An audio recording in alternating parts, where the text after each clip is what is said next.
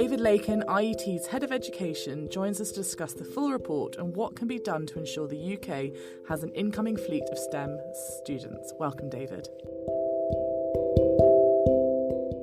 So, David, can I start by asking you, for those of us who haven't yet had a chance to read the IET's Inspiring the Next Generation of Engineers report, what are the key findings? Some of the key findings is highlighting a decline in the interest of STEM subjects. In particular, science is down for 9 to 12-year-olds, falling around about 10%.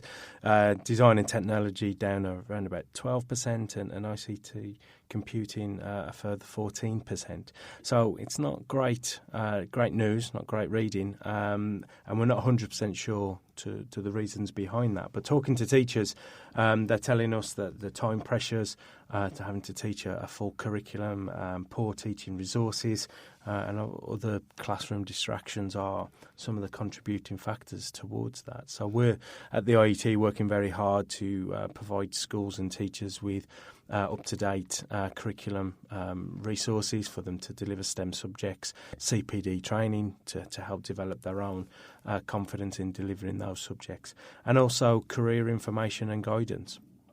So where does the responsibility lie in trying to stimulate a child's interest for STEM subjects, do you think, David? Well, obviously teachers are a big influence in a young person's life, delivering teaching within the classroom, but we also have to look at parents as well. We know that parents are the biggest influence in a young person's life, so if they have the wrong perceptions of STEM and STEM subjects and obviously careers such as engineering, that's going to filter down to the children. The good news is that perceptions around engineering and technical jobs are on the increase, but we need to continue to try and change perceptions with positive role models, educate parents on the importance of STEM subjects, and highlight all the benefits of a career in engineering. So how do you think teachers and parents can work together on this? Is it the sort of STEM teachers themselves, or the head of year, or the head teachers that has the responsibility between creating this joining up?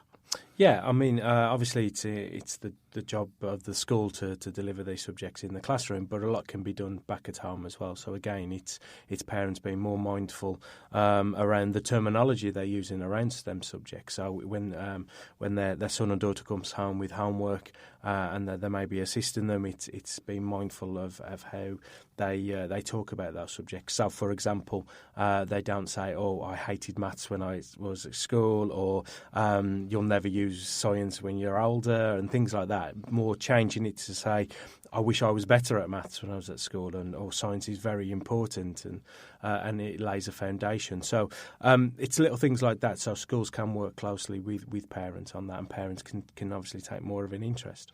And obviously, you touched on this earlier, talking about how studying STEM subjects has for decades sort of conjured up negative stereotyping of geekiness, men in white coats, relentless lab work, etc. How can we try and reverse this and ultimately make science, technology and engineering subjects sort of back on the cool list, if you like?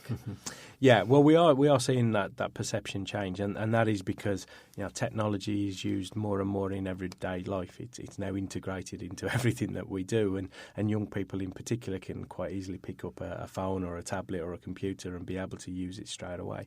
So that has helped with the development of technology, certainly over the last 5 to 10 years. But also it's positive role models. It's looking at role models that are engineers and all working within the STEM landscape that go into schools and work with them, or they may see out and about. And it's connecting STEM to things that they can relate to. So it's not just seen as being a geeky kind of subject. So sort of just talking about this in your everyday life, would that be, for example, when you're talking to your child about the way something works, trying to incorporate positive language around, that's the sort of thing an engineer might do when you're talking about, I don't know, a pair of trainers or something, for example? Absolutely. Everything around us has been engineered. Yes, down to the trainers that the kids are wearing, down to their smartphones, down to their Alexa device. that has all been designed and created by engineers. So young people studying in school today are at a very exciting point where they have the ability to engineer and design a better world in the future for us all to live in. Now, David, is it all bad news? What can we learn from this year's A-level results? It's not all bad news, no, not at all. And we are seeing a shift. We're seeing more girls studying maths and STEM subjects, which is fantastic. We still have a low number of female engineers in the profession, so that's something we're trying to address. But we are seeing an upturn in STEM subjects going on to further and higher education. So we're not there yet, and we'll continue to keep pushing STEM and providing information and resources for schools to deliver it in the classroom. And finally, one sort of word from you. If someone's listening to this podcast and they have a child who is showing interest in studying STEM subjects, but they feel that school isn't giving them enough support in that and guiding them through that process, what can people do? There's lots of resources out there that they can do to enhance and encourage that interest. We've got loads on IET website, so the IET.org. We've got lots of free resources that parents as well as teachers can download to do at home. But it's also, again, being mindful of everything around them and encouraging their children to think positively about STEM or taking them along to museums or events and activities that are going on in their local community.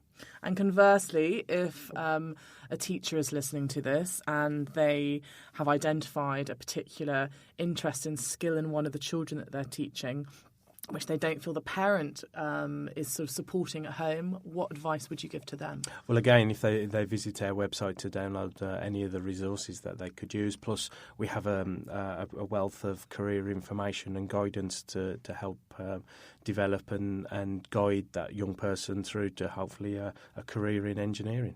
Brilliant. Thank you so much for joining us today, David.